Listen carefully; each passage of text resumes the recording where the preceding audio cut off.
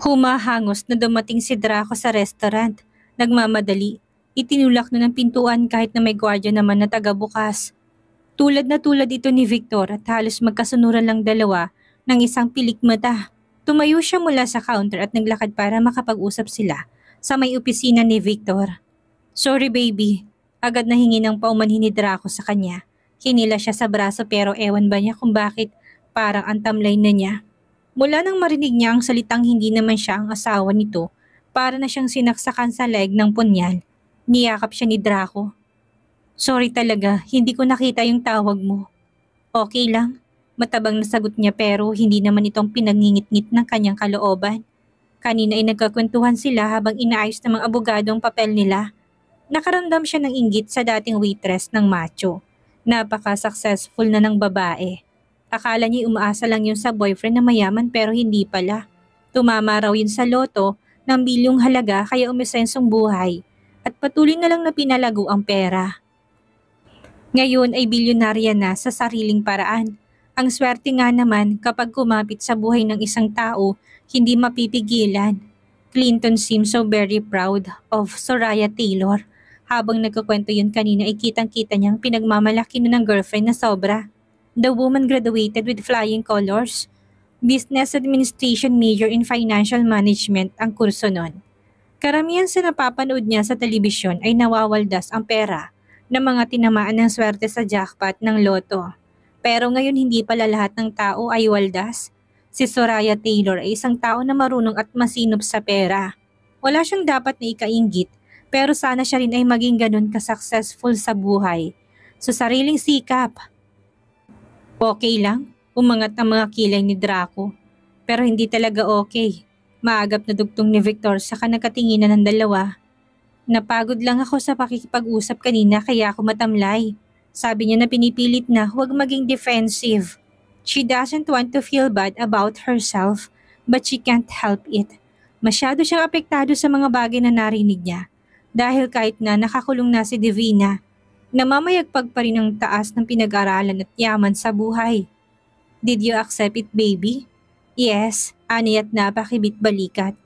Sabi ni attorney, maayos ang mga papel kaya ipahanda mo na lahat ng mga kailanganin. Isang linggo lang sinabi ko, lahat dapat okay na. Here are the papers, review mo na lang. Yung bayad ayun, ginuso ni Hera ang briefcase sa ibabaw ng mesa ni Victor. 2 briefcases ang naroon. Doon na muna ako sa counter, ikaw nang tumingin yan kasi ikaw ang sanay. Baka magkamali ako. Aniya sa kanila yasa ng dalawa. Bro, bilog bang buwan? Tanong ni Draco sa kaibigan. Hindi pa naman sa pagkakaalam ko. Hindi niya nilingon ang dalawa at tuloy-tuloy lang siya na lumabas. Kanina pa siya wala sa mood at kailangan niyang palipasin yon. Malapit na rin kasi siyang reglahin kaya ganon. Masyado na siyang moody.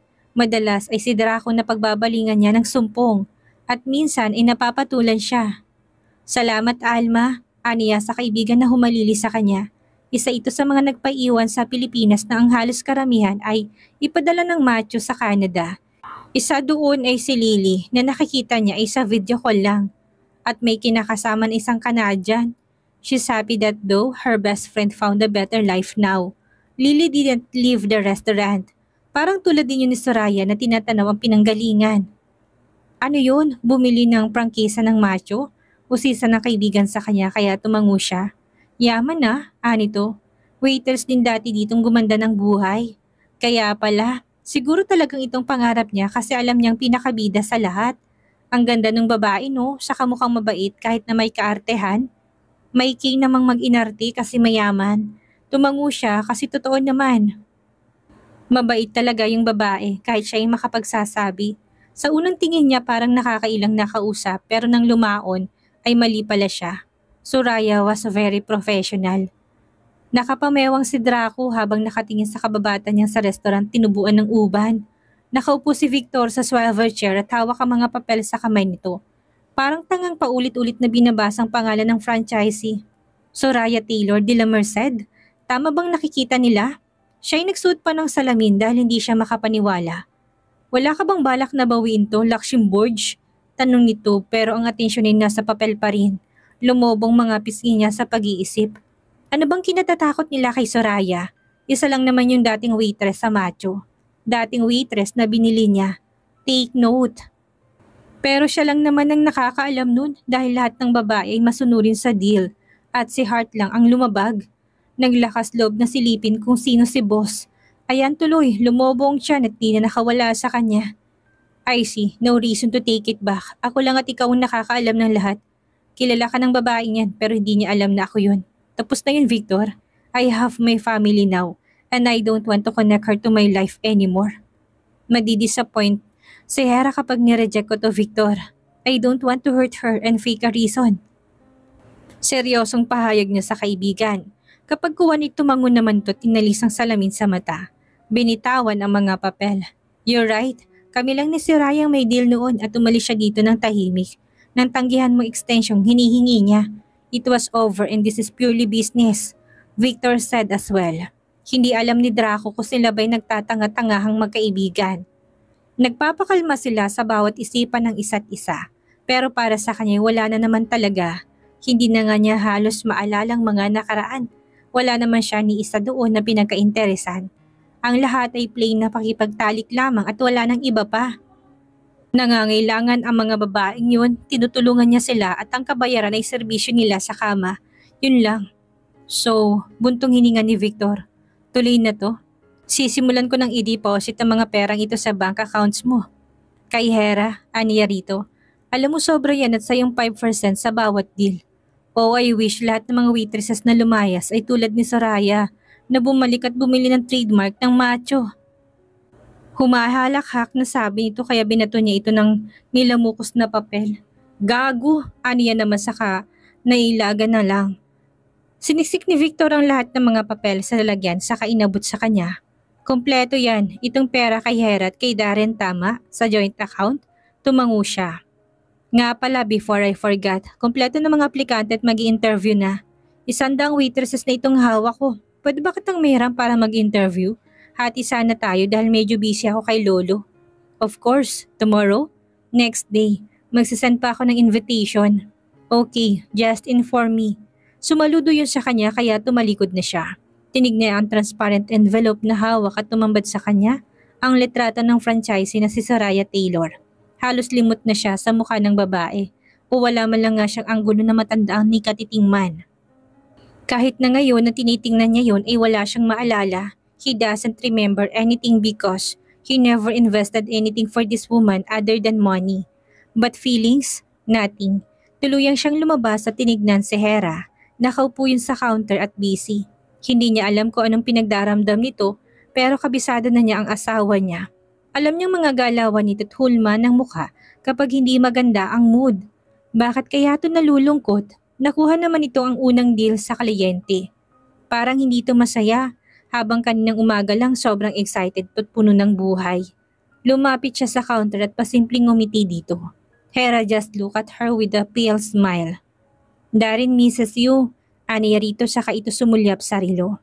1 oras pa, naman ng asawa sa kanya, kaya tumango siya. Napatingin siya sa may pinto pero napadako din ang tingin niya sa isa sa mga waitresses. Nakatayo ang babae sa may table 2, kumukuha ng orders pero nasa kanya ang mga mata at ngumiti pa. Hindi siya ngumiti at binalik niya ang tingin kay Hera. She's now busy again with her computations. Ayaw niyang tumingin sa sino man sa mga waitresses na magaganda doon. Karamihan kasi doon ay bago. Wala nang mga kaibigan ni Hera, pero mukhang maayos naman ang mga bagong dating. I'll pick you up after 1 hour. Aniya rito pero tumango lang ito. Ge, she answered without glancing at him. You did very good, baby. I'm so proud of you. Nakangiti niya sabi dito at ngumiti naman ito pero hindi ganun kasaya. Saglit na tinitigan ni Draco si Hera at nang wala siyang makuhang sagot ay dahan-dahan na siyang tumalikod. Matindi ang abot ng asawa niya. Mukhang mapapalaban siya sa pag-iisip kung paano yun tatanggalin. Nakangiting bumaba si Hera sa sakyan nang makitang sumasalubong na kaagad si Cordesa sa kanila. Wala siyang imik kanina pa. Mula nang sunduin siya ng mag-ama niya sa restaurant.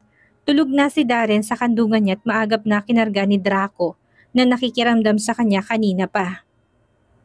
Pamasid-masid ito at sa takot sigurong magkatopak siya hindi na lang din umimik. Hindi rin naman kasi siya sumasagot kapag tinatanong siya kung anong mali. Hindi niya alam kung anong mali. Baka utak niyang mali dahil kung ano na naman ang sumasagi sa isip niya. Congratulations!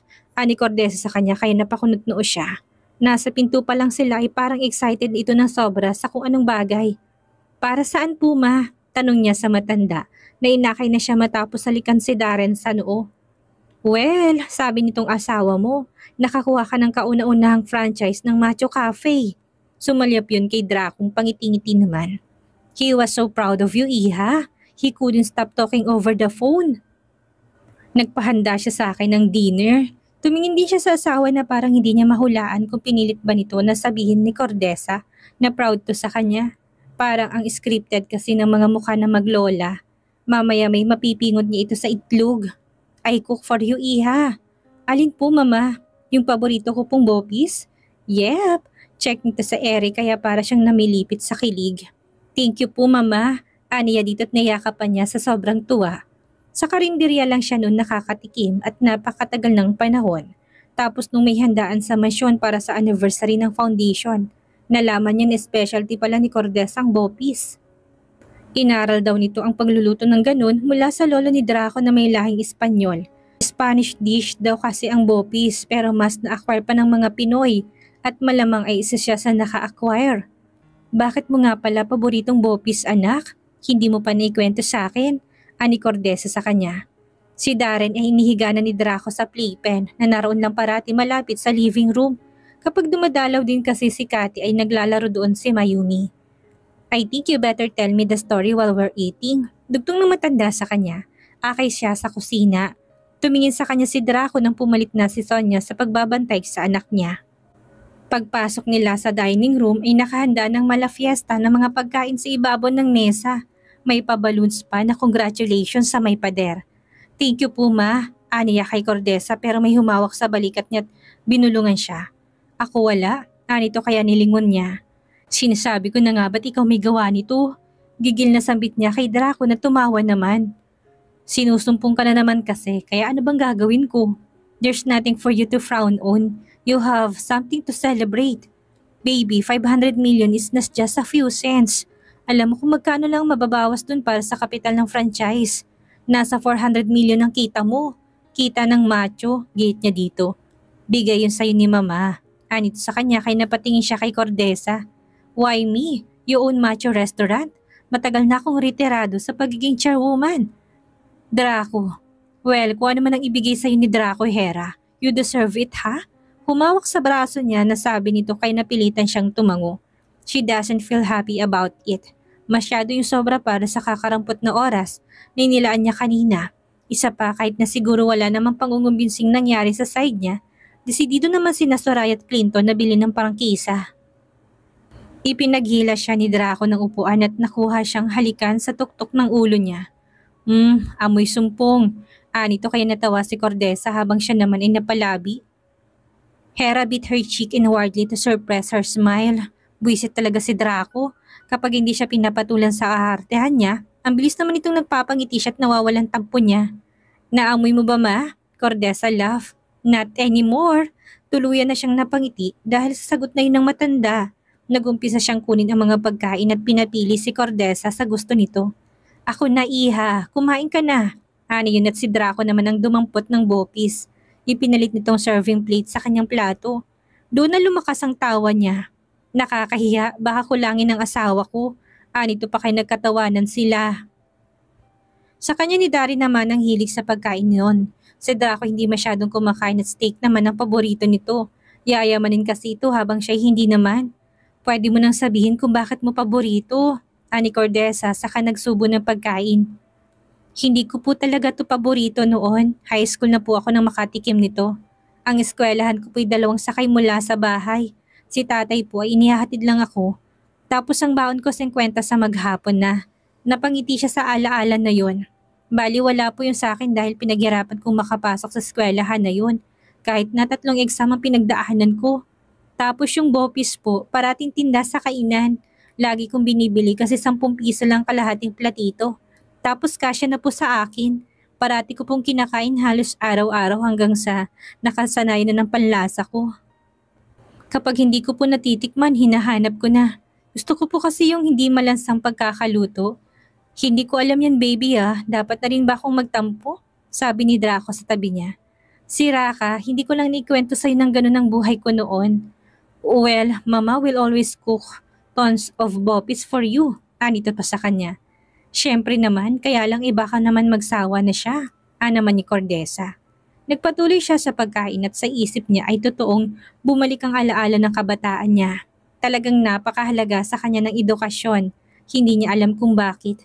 Siguro dahil nagkaisip siya ay nag-aaral na siya sa tabi ng nanay niyang naglilinis ng mga panindang sibuyas at bawang. Matyaga siyang nagbabasa ng pambatang aklat na abakada. Hanggang sa ngayon ay nakatatak sa isip niya ang unang pangungusap na kanyang nabasa. Ang bata ay mataba. She smiled as she remembered. Ngayon ay makakapagtapos na siya. Kahit na mayaman na siya at sustentado sa allowance, hindi pa rin siya kumakain ng maluho na snack at nasa isa siyang pampublikong universidad sa Maynila. Hindi lang talaga niya ugaling magmalaki ng isang bagay na hindi naman niya pagod. Kaya siguro ganito pa rin siya, namumuhay ng simple kahit ng asawa niya hindi simple. Darren went back to sleep after Hera changed his clothes into pajamas. Nasa kwarto nila yun ni Draco. Bumalik siya sa may vanity mirror at kinuha ang mga pampaganda niya. Nagpapahid siya ng moisturizer sa mukha nang lumabas naman si Draco sa banyo. Pinupunasan ng buhok. Nagkatingin na silang dalawa sa salamin at agad tong lumapit sa kanya. Suit lang ang boxers nito. Hep, Lunis bukas manong. Ani Rita para pigilan to sa binabalak.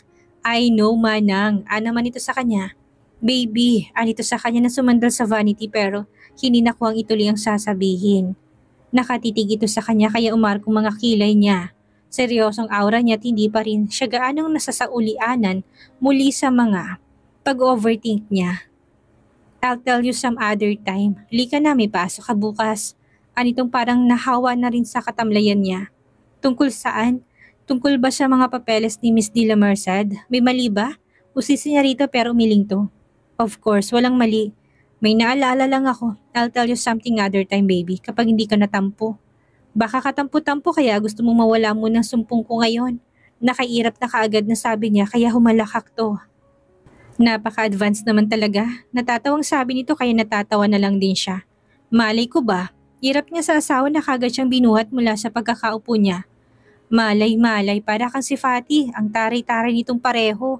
Anito sa kanya nila pagsakama. Hinalikan nito si Darren tapos itinaas ng bed fence. Tumabi ito sa kanya at yumakap din sa kanya ng mahigpit. Feeling unhappy again about the degree of annulment? Kaya ka malungkot baby? Sana ngayon lang kinalulungkot niya pero parang halo-halo na naman ang laman ng isip niya mula kanina. Isa yun, aniya dito. Agad siya nitong ipinihit sa mukhang nakakunot sa kanya. Marami? Tumango siyang nakalabit humarap kay Draco nang tuluyang yumakap siya sa katawan nito at sumiksik sa may dibdib. Kasi kanina, nagkakwentuhan kami na Clinton at Soraya. Nagtanong si Clinton kung ano ko dun. Hindi ako makasagot. Nagtanong pa kung asawa mo raw ako. Doon pala nagtrabaho si Soraya. Dati niya pala siyang waitress. Tapos kilala raw niyang asawa mo, hindi raw ako. Jesus, matagal na yun baby. Nakakulong na si Divina ngayon. Draco answered, hugging her tighter. Oo nga, pero alam mo lahat ng achievement ni Divina sa buhay. Alam ni Soraya, hindi na ako nagtataka dahil nga amo. Feeling ko tuloy ewan, parang wala akong may pagmamalaki sa sarili ko. Nakakaawa si Darren na yung nanay niya napakapit sa bilyonaryo niyang tatay at yun lang. Baby naman, anito sa kanya. Makakagraduate ka rin, scholar ka naman na. Ikaw naman ang mahirap para mag-aral. Allowance lang naman ang binibigay ko na halos hindi mo pa nga galawin. Your time will also come. Don't get too affected by what others tell you. Wala ka namang dapat na ikainggit kay Divina dahil malayong-malayo ugali yung dalawa sa isa't isa.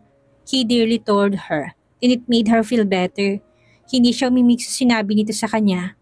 Darren is so lucky because you are his mother. Walang makakatalo sa greatest achievement na yon, baby. Manong masyadong i-down ng sarili mo dahil sa ibang tao. Siguro kilala ng franchise si Divina, pero hanggang dun lang ang alam niya. Wala nang iba pa. Alam mo, parang pamilyar yon. Hindi ko lang maalala kung saan ko yung nakita. Baka sa TV? She said. Wala itong sagot sa kanya kung hindi buntong hininga. Tapos nagsalita din ulit. Kung babae yun patuloy lang na magpaparamdam sa'yo na sobrang insecure, mas mabuting wag mo na siyang kausapin. Wala na naman kayong dapat na pag-usapan pa, baby. But she asked me to guide her. Malaking tiwala niya sa akin. Kwento ko na dati rin akong waitress doon. Hindi ko siya pwedeng pabayaan, Draco. Tiningalan niyang asawa at wala itong naging sagot. Niyakap lang siya ng mahigpit. Ano pang iba niyang sinabi sa'yo? Yun lang, labi niya. Kalimutan mo ng lahat ng insecurities mo. Hindi mo kailangang pasayahin ng ibang tao at ipakita sa kanila ang iyong halaga. Ako lang ang makapagsasabi kung sino ang tamang tao para sa akin. May pinag-aralan ka man sa wala, mahirap ka man o mayaman, o ano ko pa man, as long as you're Hera Clemente, then I love you. Ano kayang mangyayari sa pagpasok ni Soraya sa buhay ni Hera at ni Draco? Anong gagawin ni Hera kapag nalamang may nakaraan sa pagitan ni Draco at ni Soraya? Yan ang ating aalamin sa susunod nating kabanata.